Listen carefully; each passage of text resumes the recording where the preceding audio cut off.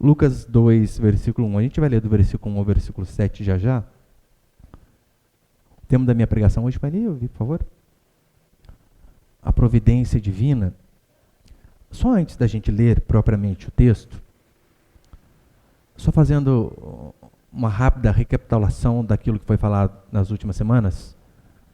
No domingo passado eu falei sobre a importância do papel de João Batista, que o Senhor o enviou antes de Jesus para ser o seu precursor, aquele que prepararia o caminho do Senhor.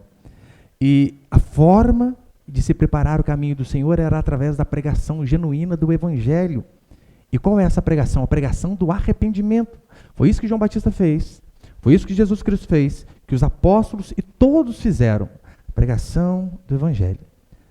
Sabe o que é interessante a respeito de João? Ele batizava, só que ele batizava ímpios, quem não era judeu. Só que então alguns judeus também começaram a ouvir a pregação dele e se arrependeram de seus pecados. Judeu, para ficar mais fácil de entendermos, é o crente de hoje. Ou seja, João Batista veio pregar para os crentes porque os crentes não eram crentes. Eles tinham o livro certo, o Deus correto, mas ainda assim não tinham se convertido verdadeiramente. Então João Batista vem com a mensagem para que o povo de Deus se arrependesse. E é claro que nós precisamos de homens como João Batista hoje também. Porque se tem um povo que precisa ouvir a pregação do Evangelho, é quem? Os crentes. Aqueles que estão dentro das igrejas. Ou você acha que de fato todo aquele que frequenta uma igreja é verdadeiramente cristão? Isso é ilusão. Paulo diz, nem todos que são de Israel são de fato israelitas. Nós não podemos cair nesta falácia de achar que todo aquele que frequenta uma igreja é crente. E como que nós conhecemos? É através do fruto, dos frutos de cada pessoa. Lucas ele resume a pregação de João Batista em uma frase: arrependei-vos, porque está próximo o reino dos céus. Eu falei na última semana, isso aqui é o prumo que nós devemos colocar todos os pregadores. Eu e qualquer outro. Você precisa ouvir a nossa mensagem e ver. Ele está pregando como João, como Jesus, como os discípulos. Se a nossa mensagem não é como esta, é porque não estamos pregando aquilo que Deus ordenou. E é tão certo que a pregação do Evangelho, ela tem se deteriorado tanto, mais tanto, mais tanto. Na verdade, ela tem fugido dos púlpitos. E a prova disso, sabe qual é? Nós vemos hoje na igreja, não é no mundo. Apologia, literalmente, apologia ao aborto. Eu já vi da boca de pastores dizer, olha, eu sou a favor do aborto, eu não vou falar com o Edir Macedo para não ficar expondo, mas ele dizer com a boca dele, não, eu sou a favor do aborto, por quê? Vai colocar uma criança pobre no mundo para passar dificuldade? Então é assim agora, pobre não tem direito nem de nascer. É isso que as igrejas têm se tornado a cada dia mais. Olha, o quanto a sensualidade tem aumentado dentro da igreja. Às vezes não conseguimos fazer a diferenciação da roupa de uma irmã para uma piriguete. É quase a mesma coisa. Às vezes a irmã até ela cobre mais, mas extremamente justo, sensual, que você olha, você consegue ver toda a silhueta. Dentro da igreja, a sensualidade é absurdo. O que tem de crente que posta foto de biquíni sem camisa na praia e que não está nos scripts. Só que nós achamos que é normal. Não tem problema, fui passear, coloquei no status, Facebook, Instagram. Não tem problema. Como assim? Olha o namoro dos crentes. Não tem diferença nenhuma no namoro daqueles que não são crentes. Quando no muito não tem relação. E olha lá, sempre dá uma escorregadinha, quase que de propósito, né? É porque o Evangelho não tem sido, de fato, pregado. E a culpa disso, em primeiro lugar, sabe de quem é? É nossa. Nossa. Dos pastores que estão nos púlpitos. Daqueles que estão preocupados mais em massagear o ego das pessoas, do que em nome de Deus, confrontar o pecado para que a pessoa mude. Nós somos os primeiros culpados, com certeza, porque quando não se prega sobre o arrependimento, o que este pastor está fazendo, ele está contribuindo para a condenação dos membros. Igreja que não prega sobre arrependimento, as pessoas não se convertem. Não se convertendo, elas vão para o inferno, mesmo uma vida inteira na igreja. É assim que funciona. Então, quando não é pregado sobre arrependimento, o pastor está contribuindo para a condenação dessas pessoas e para a degradação moral da igreja de Deus. Sim, para a degradação moral. Quantos hoje têm a coragem de fazer como João fazia? Chegar diante do rei e de Herodes, apontar o dedo na cara dele e dizer: não te é lícito possuir a mulher de teu irmão. Imagina. Às vezes é um membro que o dízimo dele é altíssimo. E o pastor pensa: se eu confrontar, tem a possibilidade dele sair. E você sabe, né? Quando o membro sai, o dízimo sai junto. Às vezes o membro está e o dízimo não está. Mas quando sai, é certeza. Eu lembro uma vez na nossa igreja, o dízimo do irmão era, acho que 70% da arrecadação. 70%. E às vezes nós nos vemos diante de algumas coisas que pensamos: cara, se eu falar, a chance do parafuso espanar é grande. O que faremos? Temeremos ou continuaremos fiéis a Deus? O Senhor nos manda ser fiéis a Ele. Só que hoje em dia não há, em muitos lugares, homens como João Batista, que em amor, não estou dizendo com truculência, com amor, com firmeza, em nome de Jesus, que eles confrontem o povo. É muito difícil ver. O máximo que eles conseguem fazer é olhar para as pessoas e dizer: olha, o que o fulano faz lá é errado. Eu sei que é errado, mas eu respeito. Esse é um absurdo. Essas pessoas fazem um desserviço para o reino de Deus. Com base nisso, eu vou passar aqui apenas 3 princípios, então, de hoje. O primeiro princípio é o seguinte: a providência. Só isso, né? Primeiro princípio, a providência. Lucas capítulo 2, verso 1. Olha o que diz a palavra do Senhor. Naqueles dias, saiu um decreto da parte de César Augusto para que o mundo inteiro fosse recenseado. Não o mundo inteiro, não, o mundo ao qual ele governava. Esse primeiro recenseamento foi feito quando Quirino era governador da Síria. Todos iam alistar-se, cada um à sua cidade. E José também foi da cidade de Nazaré, na Galiléia, à cidade de Davi, chamada Belém, na Judéia, porque era da linhagem e da família de Davi, para alistar-se com Maria, que estava grávida e comprometida com ele. Enquanto estavam lá, chegou o tempo de ela dar à luz, e ela teve o seu filho primogênito, envolveu-o em panos e o colocou em uma manjedoura, pois não havia lugar para eles na hospedaria. Até aí tá bom. Repare a maneira como Deus governa o universo. Sim, o que a Escritura diz é que Deus governa tudo, que todas as coisas conspiram para que a sua vontade se cumpra. Todas as coisas, sem exceção. E aqui é mais um exemplo de que Deus usa as coisas até que ímpios fazem para que o seu propósito venha a se cumprir. Lembra no livro de Jonas? Onde Deus manda o vento, a tempestade sobre o barco. Deus controla a sorte quando eles tiram um palitinho para ver culpa de quem era o pecado.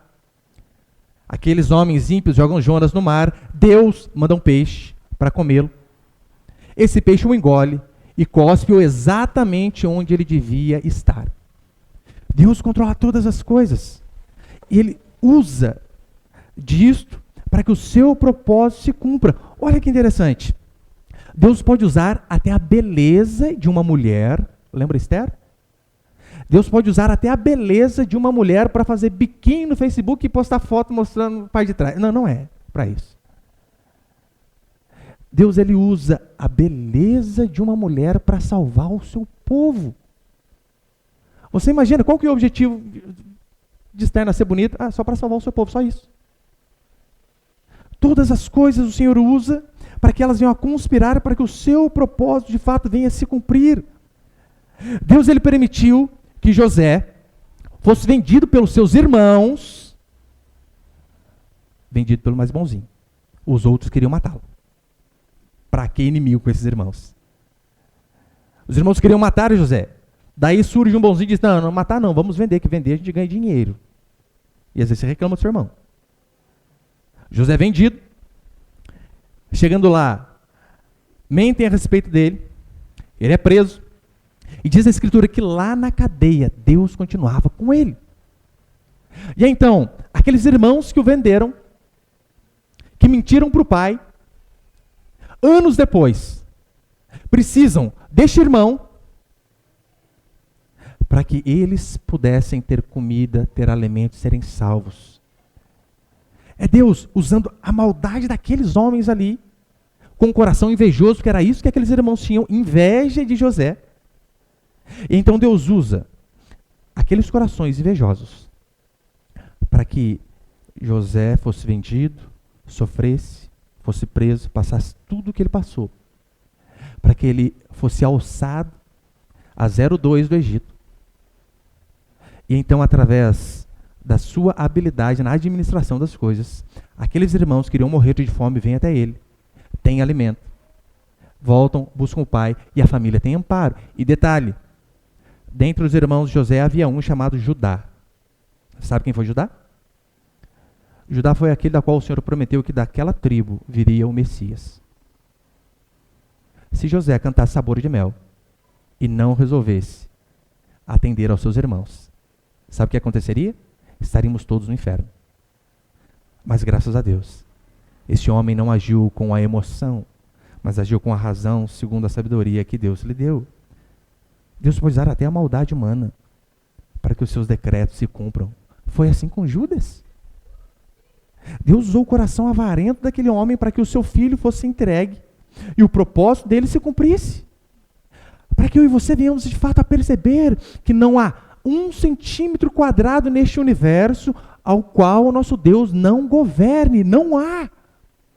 Ele é soberano e governa sobre todas as coisas, inclusive sobre os governantes ímpios. É o que nós acabamos de ler.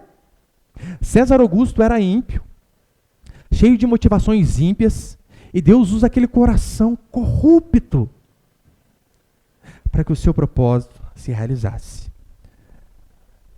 Esse governador, via de regra, assim funcionava. Ele tinha pelo menos 2 motivos para fazer o censo. O primeiro era contar o seu exército. Porque se eu sei que eu tenho 10 mil soldados e o exército ali tem 15, eu não vou ser louco de enfrentá-lo. Vou me resguardar. Mas talvez não foi esse. É bem provável que não seja esse o motivo de César Augusto fazer o censo. Mas a segunda opção, que a maioria dos teólogos dizem que era para contar o povo para cobrar imposto. Porque eu, sabendo quantas pessoas há sobre o meu domínio, eu sei quanto eu preciso receber de imposto. E se eu não recebo aquela quantia e não bate com a minha tabela, eu sei que alguém está sonegando. Verifico e mato, resolvo o problema. Este governante ímpio com suas motivações ímpias, Deus o usou para que o seu plano tivesse um propósito definido e então as coisas acontecessem do jeito que ele queria. Você consegue imaginar José? Se coloque no lugar de José, meu irmão. Você está lá, em Nazaré, sossegado, com a sua esposa quase torando com o barrigão, 9 meses. E então sai um decreto que você precisa se alistar na sua cidade natal. E você tem que caminhar nada mais, nada menos que 140 quilômetros. Essa era a diferença. A quilometragem, 140 quilômetros. Sem uma mulher grávida, eles levariam cerca de 4 dias, caminhando 35 quilômetros por dia, que era o que eles caminhavam. Você imagina José? José tinha motivo para aloprar. Claro que tinha. Esse governador insensível. Eu estou vendo que eu estou com uma mulher grávida aqui, gente. Como que eu vou caminhar 140 quilômetros, no máximo um jumentinho? Não, não tinha Uber. Era a pé ou de jumento. Você imagina ele? Rapaz, minha mulher está grávida. Você tem noção do que é isso? Quem aqui tem esposa grávida sabe como que é, além de ficar doida a mulher. Imagina você chegar para sua mulher grávida e falar para ela, vamos caminhar. Não, a rua de trás ela já reclama. Não, amor, rapidinho, 140 quilômetros, 4 dias a gente chega no destino. Pronto, a chance de acabar o casamento é grande. Ele poderia dizer, olha, vocês vão me obrigar a me arriscar na estrada, porque sim, havia risco. Vocês vão me obrigar a colocar a saúde do meu filho em risco. É isso que vocês vão fazer? Percebeu que nós ficamos, às vezes, irados com as maldades perpetradas pelos governantes? pelos poderosos, José e Maria tinham motivo, com certeza. Mas sabe o que é interessante? Ele executa aquela ordem. Anos mais tarde, ele e Maria conseguem perceber que Deus estava no controle até sobre aquele decreto que parecia algo horrível. Ele entendeu, foi para que se cumprisse o que Deus tinha dito. Porque esta era a palavra, que o Messias nasceria em Belém. É bem provável que depois de anos que ele percebeu, aquele dia que eu fiquei com a raiva daquele decreto, daquele governante do capiroto, hoje eu entendo o propósito de Deus. Moisés podia duvidar de Deus diante da resistência de Faraó. Você imagina? Deus fala, vai lá Moisés, fala com ele, senão eu vou arrebentar ele se não obedecer. Moisés vai e fala. E Deus vai endurecer o coração de Faraó. Moisés vem bravo, Senhor, não me ouviu? Não, calma aí, deixa que eu estar com a praga nele. Agora vai, Moisés vai e Deus endurece de novo. Na segunda vez eu já aloprava, Senhor, tá de brincadeira, né? Tá de brincation with me. Não dá. 10 vezes. Mas então, quando você começa a entender um pouco da Escritura, a história do povo egípcio, você começa a ver que cada praga ao qual Deus foi mandando foi de fato para mostrar que ele era maior do que as divindades egípcias. É por isso que ele transforma a água do rio Nilo em sangue, porque o Nilo era um deus para os egípcios. Eles viviam da agricultura. Era dali que eles tiravam todo o seu sustento. Então Deus, quando ele transforma a água em sangue, ele está apenas mostrando, o Nilo não é Deus. Eu sou Deus. Por isso que precisou 10 vezes. Nós não acreditamos em coincidência, acreditamos em providência. Acreditamos na providência do Senhor. Porque, convenhamos, um governador ímpio, por conta de cobiça, baixa um decreto. Este homem sai com a sua esposa, caminha 140 quilômetros e justamente quando eles chegam, acontece de se cumprir os dias da gestação de Maria e ela então dá à luz. Jesus podia ter nascido de 7 meses, prematuro, não nasceu. Podia ter nascido no meio do caminho, não nasceu. Até o decreto dos ímpios estão debaixo do decreto do Senhor. Eu fico imaginando Jesus. Se ele fosse um menino qualquer, comum, ele poderia questionar a sua mãe. Quando ele crescesse. Mãe, mas por quê? Nós somos de Nazaré, por que quem foi lá para Belém? Só foi lá só para me parir? Só para me ter? Mas ele poderia responder, olha, eu fui lá porque Deus assim quis. Deus assim mandou. Essa era a vontade de Deus. Só que às vezes nós não entendemos. Porque certas coisas acontecem em nossas vidas. José poderia reclamar, Maria poderia reclamar. Não é isso que constantemente nós fazemos diante de circunstâncias difíceis? Por quê? Por que tanto sofrimento na minha vida? Porque justamente a enfermidade bateu à minha porta e não a do ímpio, meu vizinho. Por quê que o desemprego chegou a mim e não ao fulano que é desonesto no trabalho? Por que eu nasci sem pai? Por que este defeito? E às vezes nós esquecemos que Deus, ele governa de forma soberana e todas as coisas, sem exceção, têm um propósito. Por mais que a nossa mente não consiga captar. No Salmo 139, vai dizer que todos os nossos dias foram escritos e determinados por Deus. O Senhor tem um propósito em cada uma das coisas. Cada luta, cada sofrimento, cada angústia, cada perda. Nada foge do controle do Senhor. César Augusto baixou um decreto, que nada. Deus tinha baixado um decreto antes. O que aconteceu foi que este governador ímpio apenas assinou embaixo aquilo que Deus já tinha decretado. O segundo princípio, filhos de Deus costumam nascer em manjedouras e morrer em cruzes. Olha o versículo 7. E ela teve seu filho primogênito de primeiro, porque depois ela teve mais. Não é este o meu tema hoje, né? Mas Maria teve um monte de filhos, pelo menos 6. Porque nominalmente cita 4 irmãos e diz todas as suas irmãs. Sendo benigno, todas as suas irmãs, pelo menos 2, né? Tá, mas não é esse o tempo, volta aqui. Volta. Versículo 7. E ela teve um filho primogênito. Envolveu em panos e o colocou em uma manjedoura, pois não havia lugar para eles na hospedaria.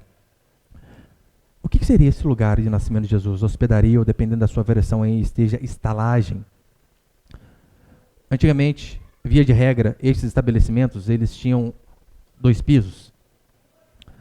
Às vezes era um térreo e havia a parte subterrânea. Ali, no primeiro piso, ficavam os viajantes. Eles iam descansar como se fossem as pousadas de hoje. E na parte de baixo, na parte inferior, animais e escravos criados também com os animais. Aqueles homens que cuidavam dos animais. Hoje a gente não vê muito isso. Via de regra, né, embaixo, na maioria das vezes, é estacionamento. Mas antes era o estacionamento também, né? Só que estacionamento de animal. Eu não tinha carro. Possivelmente foi um lugar desse que Jesus nasceu. Não dá para saber exatamente como era, mas uma coisa está clara. O Rei da Glória nasceu em meio a bichos.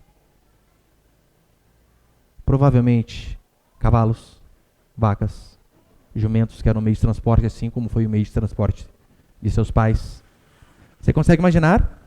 O Rei dos Reis não nascer no palácio, mas num lugar desse? O homem mais poderoso do mundo não viver no trono, na Casa Branca, mas numa cidadezinha pequenininha. Você consegue imaginar aquele que é o único digno de honrarias ser humilhado durante toda a sua vida? Foi exatamente o que aconteceu com ele. Eu fico imaginando Maria. Imagina que você, minha irmã, estivesse no lugar de Maria. O anjo vem e está ali, ó, faz a promessa para você. Esse menino será grande. E então você vê as pessoas falando a respeito dele. As pessoas dizendo grandes coisas. Isabel tem filho antes dela e diz, não, mas o grande vai ser o seu filho. Você imagina ser, irmã? Né? Já estufa o peito já, né? Então, ela vê o seu filho nascer em um estábulo. Pior que o SUS. Literalmente. É colocado não em um berço de ouro. Mas ali é onde os animais comiam. Provavelmente de uma forradinha, colocou um feno, uma palha, paninho por cima. Deita aí, menino, que esse é o único lugar que tem.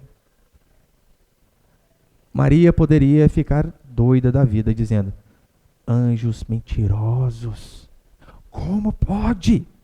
Falsos profetas do inferno, seus coaching malditos, me enganaram lá atrás. Não aconteceu como eles disseram. Sabe a diferença? As coisas que Maria não entendia, diz a Escritura que ela guardava no coração, dizendo, eu creio que Deus é bom, que Ele está no governo de todas as coisas. Agora os meus olhos não conseguem vislumbrar a realidade, mas uma coisa eu sei, Deus está no controle. Abraão também, ele andou pelas mesmas pegadas. Quando Deus chega a ele e diz, Abraão, sai da tua terra, da tua parentela e vai para a terra que eu vou te mostrar. Ele só não mostrou. Apenas vai, sem GPS, sem Google Maps, sem nada. Primeiro cruzamento, pronto, cabeça do homem já bugou. Para onde que eu vou? Esquerda, direita, sigo em frente? Volto. Você imagina? Quando Deus deu filho a Abraão, e logo depois do menino nascer, lembrando, velho, 100 anos, sua esposa estéril. Aí Deus diz, Abraão, que benção. Tá rindo à toa, né? Por isso colocou Isaac o nome dele.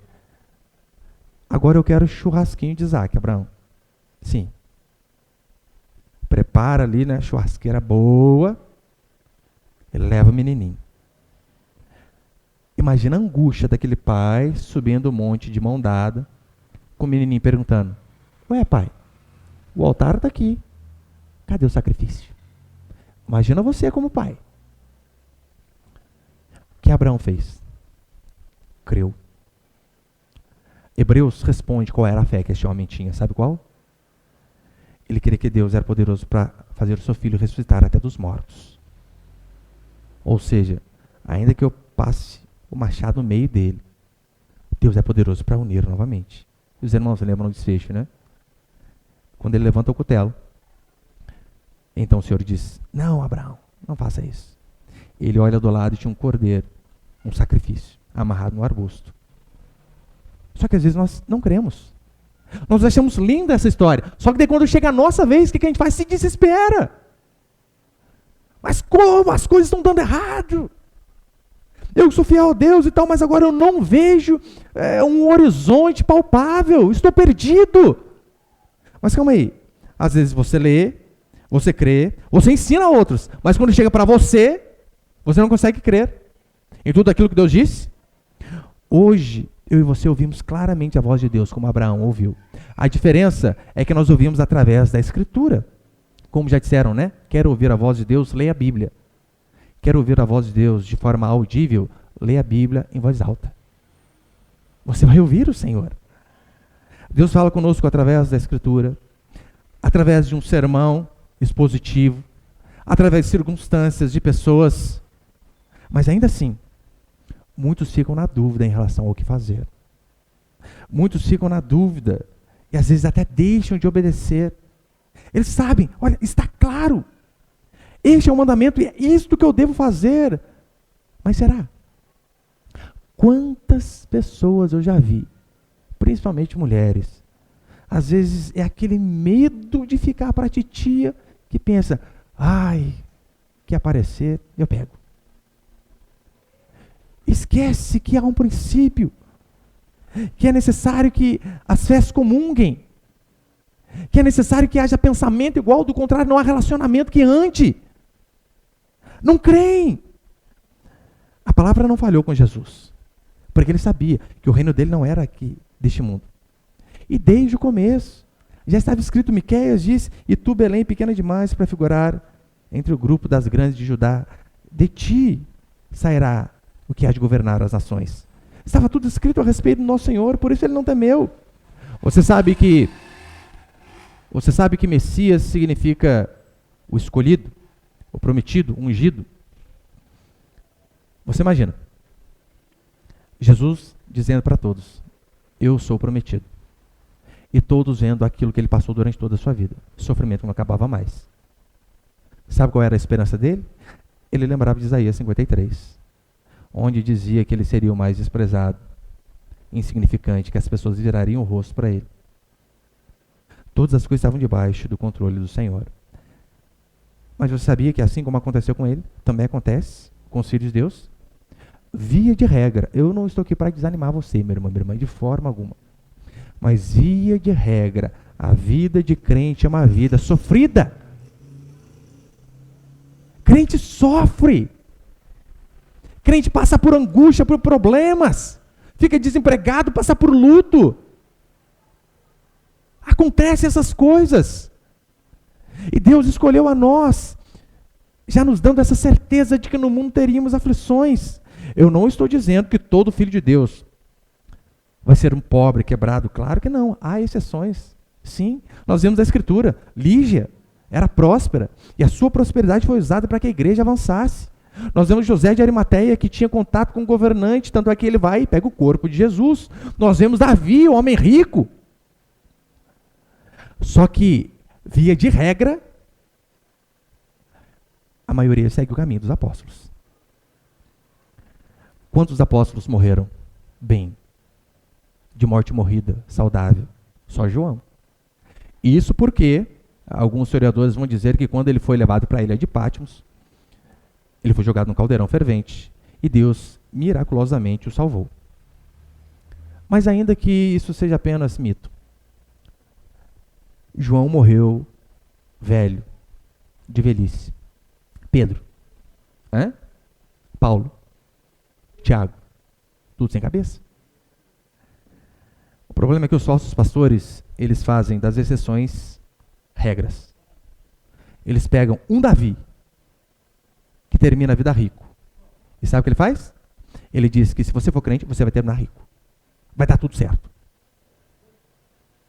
Eles pegam uma exceção. E da exceção eles fazem a regra. E daquilo que é regra, eles dizem, é heresia. Quando nós falamos que sim, que o crente sofre, passa por angústias, por sofrimento, eles dizem, heresia! Onde já se viu isso? Se você é filho de Deus, você vai ser cabeça! Vai dar tudo certo! É mesmo. Olha para cá, irmãos, por favor. Qual que é a expectativa que você tem para esse mundo, meu irmão e minha irmã? É ser um sucesso? É conseguir grandes coisas? Reconhecimento, fama? Não, isso não é o cristianismo. Qual que é a perspectiva que você tem aqui neste mundo? É de alcançar fama, sucesso, reconhecimento? Você não está andando conforme o cristianismo. É só você lembrar do tratamento ao qual o nosso Senhor teve. E diz a Escritura que filhos de Deus, via de regra, seguem por este caminho. Lembra dos apóstolos, dos cristãos mortos no Coliseu Romano? Lembra de quantos discípulos de Cristo foram feitos de tochas para iluminar as ruas de Roma? Aí você fica ouvindo a música Raridade e pensa que tem uma coisa errada com você. Gente, como que pode? Você fica ouvindo Sabor de Mel e a vitória não chega nunca. Lembre-se da oração de Sadraque, Mesaque e Abednego. Se Deus quiser nos livrar, amém. Se não, nem que a gente morra torrado, mas vamos morrer fiéis. Eu não estou dizendo de forma alguma que nós não podemos ter esperança neste mundo. Hoje de manhã eu compartilhava isso com meus filhos.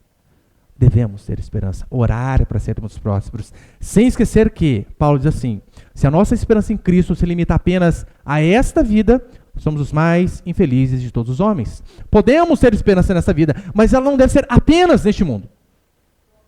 Há uma grande diferença. Sendo assim, o que eu estou dizendo é que você não deve avaliar o amor de Deus por você com base na sua conta bancária, meu irmão. Porque hoje em dia virou isso, né? O crente fiel é o que é próspero. Se você não é próspero, está em pecado. É assim. O que é o inferno? Ser pobre. Céu, ser rico. E esse é o resumo da vida cristã hoje, pregado em muitos lugares. Não avalie o amor de Deus pela sua conta bancária, pela importância que você tem aos olhos do mundo. Não avalie por isso. Ao passar por necessidade, devemos lembrar: o meu Senhor passou. Ao passarmos por aflições, ao chorarmos, devemos lembrar que Ele chorou. Ao passarmos pelo luto, Ele também passou. Ao passarmos pelo abandono de pessoas, por traição, devemos lembrar que o Senhor passou por todas essas coisas também. Não meça a sua vida pelo seu bolso, de forma alguma. Lucas capítulo 12, verso 15 diz assim: tende cuidado e guardai-vos de toda e qualquer avareza, porque a vida de um homem não consiste na abundância de bens que ele possui. A vida de um homem não consiste nos bens que ele possui. Não é isso que mostra quem você é. Preocupe-se em glorificar a Deus em tudo que você fizer.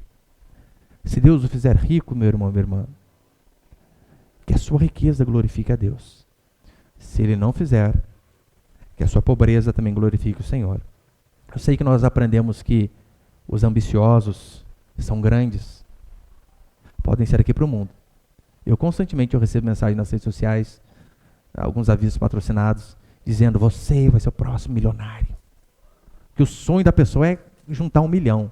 Eu não tenho esse sonho, o meu sonho é gastar 1 milhão. Gastar deve ser bom. Juntar 1 milhão. Horrível, gente. Pra quê? Morre, fica mais esposo gastar com o próximo. É ruim, hein? Não pode. Vou gastar 1 milhão até que vai. Mas daí nós aprendemos que esses ambiciosos são grandes. Não são, eles são medíocres. Medíocres. Chesterton, ele diz uma frase fantástica. Ele diz assim: a coisa mais extraordinária do mundo é um homem comum com uma mulher comum, com filhos comuns. Ponto. Eu sei que falar isso aqui hoje vai ser loucura, mas essa é a vida. Eu amo alguns perfis do Instagram, e tem alguns que eu sigo e aconselho você a seguir. Perfis como Preciosa Feminilidade, espetacular. Submissas e piedosas, Feminilidade cristã. Irmãs que você vê que estão preocupadas com o reino de Deus. E constantemente eu reposto alguma coisa delas, elas repostam algum artigo meu. E às vezes eu entro, clico em algum para ver o perfil da pessoa lá. Sabe o que é mais interessante? Você olha lá, tá lá o nome, fulana. Aí embaixo, via de regra, vem as descrições. Engenheira, sei que, tal coisa, empresária, dono disso, dono daquilo. No perfil, nesses perfis que eu citei, a maioria deles, você entra lá, está escrito assim: nome, embaixo, mãe, depois esposa, depois dona de casa, depois auxiliar do meu marido. Para esse mundo, isso é coisa de louco. Coisa de louco. Mas essas pessoas são grandes diante de Deus, porque elas não estão preocupadas com o que o mundo acha delas. Mas elas estão preocupadas se elas estão cumprindo a sua função segundo a Escritura. E terceiro, e último para encerrar, terceiro princípio: Jesus nasceu no meio dos bichos, mas nunca se comportou como um animal. A manjedoura aqui foi um símbolo de que a vida de Jesus seria uma vida dificílima. Só estava mostrando. Isaías 53 diz que ele seria um homem de dores. No ápice da vergonha. Lembra Jesus quando ele está sendo crucificado? No ápice da vergonha, da humilhação, do espancamento, da dor. Qual foi a retribuição que ele deu para aquelas pessoas que estavam ali zombando dele? Ele não retribuiu o mal com o mal. Lembra quando ele diz? Pai, perdoa-os. Eles não sabem o que fazem. Pessoas hoje, dentro das igrejas, elas citam um passado difícil para justificar o seu comportamento atual. Com base no sofrimento que tiveram lá atrás, elas acham que elas têm o direito de não tratar bem as pessoas, de serem mal educadas, de serem ranzinzas. Por quê? Porque teve uma vida sofrida. Você imagina Jesus Cristo. Jesus Cristo, os amiguinhos dele dizendo: Jesus, quem é seu pai? Porque você não tem nada a ver com o Zé. Impressionante. Você é a cara do João da rua de baixo. Será que seu pai é o Zé? Você imagina o bullying. Imagina Jesus Cristo ali, uma vida inteira fazendo aquilo que é bom. E a vida inteira tomando a cabeça. Poderia aloprar. Eu só faço o que é bom. Ninguém dá valor. Cansei. Nem os irmãos dele criam nele. Hoje em dia nós vivemos uma época onde as pessoas elas gostam de se fazer de vítimas. Sim. O Brasil é o país do vitimismo. Tudo é coitadinho, tadinho. Por que os políticos, você acha que eles amam defender as minorias? Quais minorias? Negro, mulher, gay, pobre. Daí você junta todas essas minorias e deu o país inteiro. É a maioria. Porque o Brasil é um país do vitimismo. Eu tive uma infância difícil. Fui abusado, passei fome. É por conta disso que eu sou amargurado. Por conta disso que eu não confio em ninguém. Por conta disso que eu não dou papo para ninguém. Eu não estou de forma alguma menosprezando o sofrimento que talvez você tenha passado lá atrás. Porque eu vi cada história aqui, só Jesus na causa. De forma alguma eu estou menosprezando isso. O que eu estou dizendo é que ainda que você tenha tido um passado terrível, você não tem o direito de tratar as pessoas mal por conta disso. De ser um sem educação. De não sorrir, de não conversar, de não dar um bom dia. Por quê? Porque a sua vida foi ruim? E o que as pessoas que estão ao seu redor têm a ver com isso? Nada. Foi ele que errou com você? Ora, então por que você não o trata bem? Isso é desculpa. Não se apoie nessas coisas para tratar as pessoas de uma maneira errada. Olha, eu conheço pessoas bem sofridas. Tem um rapaz que eu conheço que a angústia da vida dele, o calo da vida dele, sabe qual é? Ele não tem o nome do pai na identidade. Ele é um frustrado por conta disso. Porque ele disse, eu não conheci meu pai. Eu não tenho nem o nome dele na minha identidade. Eu falei, mas o outro fulano lá também não conheceu o pai. Mas o nome do pai está na identidade. O meu não tem. O meu está lá, filiação, sua mãe. Daí por conta disso, a vida dele é amarga. É 5 minutos sem exagero. Quando dá 5. É 5 minutos conversando com ele, eu começo, ai meu Deus. E eu começo a ficar ruim. É gente, que vida sofrida. Eu comecei a lembrar do que fizeram para mim. Ai, meu passado. Ai, meu Deus, a vida é sofrida mesmo. Sai para lá, coisa ruim. Estou sendo contaminado pelo fulano aqui. E ele usa isso do passado como desculpa. E tem uma irmã da nossa igreja que é uma bênção. Eu não lembro de tê-la vista triste alguma vez. Não lembro. O alto astral em pessoa, a simpatia em pessoa. Uma vez eu perguntei, irmã, quem é seu pai? Pastor, nem sei. Sei não. Gente, você consegue ver que o problema é o mesmo? Qual que é a diferença? É que não usou as mágoas do passado para tratar as pessoas do presente. Jesus não fez isso, por que nós faremos? Independente daquilo que você tenha passado, ainda que tenha sofrido muito, o que você deve fazer é, em nome de Jesus, se levantar e andar em novidade de vida. O que passou, acabou. Usa aquilo apenas como história. Mas não como combustível, porque quando nós, seres humanos, queremos ficar com raiva, o que a gente faz? A gente começa a alimentar de tudo que é coisa ruim que fizeram para nós no passado. É ou não é? Porque a gente gosta de sentir o direito de estar magoado. Eu tenho direito, pastor. Você não sabe o que eu passei? Não sei. Eu sei que Jesus passou coisa pior. Ele não tratou as pessoas mal por conta disso. Nós não devemos fazer assim também de forma alguma. Devemos parar de ficar chorando em rede social, que é uma coisa mais chata que isso, irmão. Indireta em rede social. Hashtag magoado. E põe no status, né? Quando a gente precisa, é que a gente vê quem são os amigos. Joga bomba, né? Vai que pegue alguém. Ai, meu Deus. Isso é tanta infantilidade. Aconteceram traumas com você? Te derrubaram? Sofreu abusos, decepções, traições, abandonos, angústias? Deixa isso no mar do esquecimento, se levante e ande em novidade de vida, porque Jesus é maior que todas essas coisas. Daí fica aí remoendo, sempre lembrando o passado. Quem vive de passado é museu, meu irmão. O Senhor nos perdoou. O nascimento de Jesus é a demonstração de que o amor de Deus é por nós. E o amor de Deus, ele é tão grande que o seu filho foi humilhado para que nós pudéssemos ser salvos. Quantas irmãs aqui já tiveram filho no SUS? Levanta a mão, só para saber. Já teve sistema único de sofrimento? Gente, só minha esposa que é pobre, está sendo também. Gente, vocês estão ricos aí, gente. Não, é? Sistema único de sofrimento. Ou seu último suspiro. Você escolhe. Eu lembro, o meu caçula, quando nasceu, correu tudo bem, graças a Deus, tirando que a minha esposa ficou 12 horas naquele soro dos infernos que revira a mulher do avesso, né? Sai quase igual o exorcista, andando para baixo assim.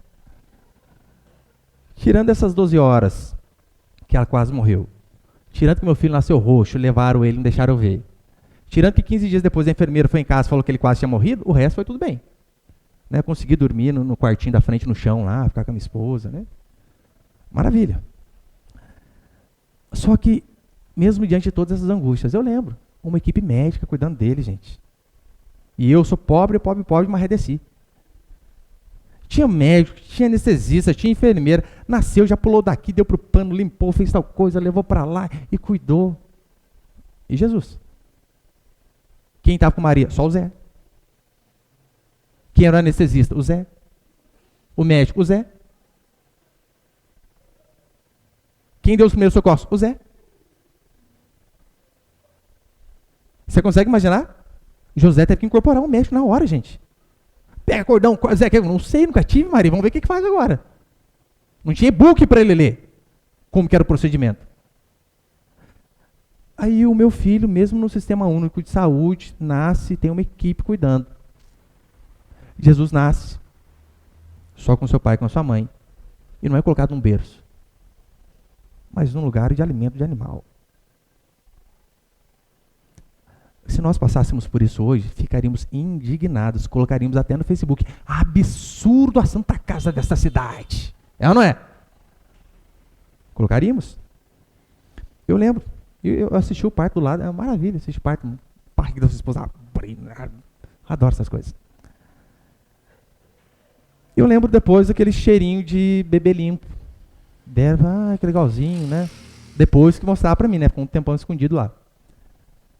Qual que é o cheiro que Jesus teve? Provavelmente de estrume. Era o que estava ao seu redor. O meu filho nasceu, os enfermeiros deram um banho nele em água potável. Água limpa. Jesus Cristo, provavelmente, seu primeiro banho era a água que os animais bebiam. Sabe o que é interessante?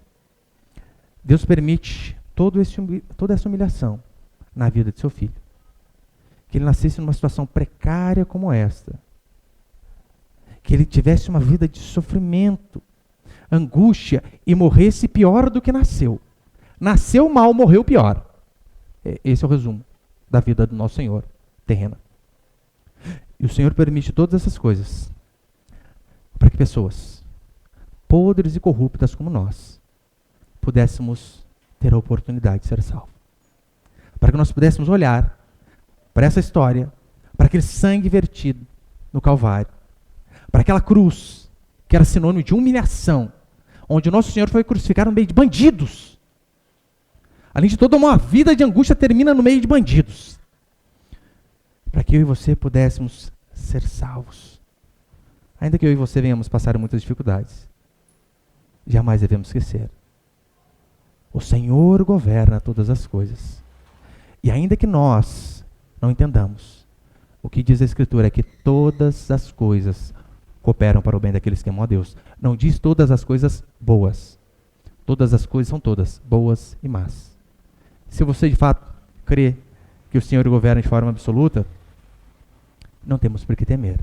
Porque pode o Dória ferrar com o nosso estado de novo. Pode. Faz vermelha, roxa, preta. Nós sabemos que ele não faz nada que o nosso Senhor não autorize. Porque quem governa verdadeiramente é o nosso Senhor, o Rei dos Reis e o Senhor dos Senhores. Amém, meus irmãos?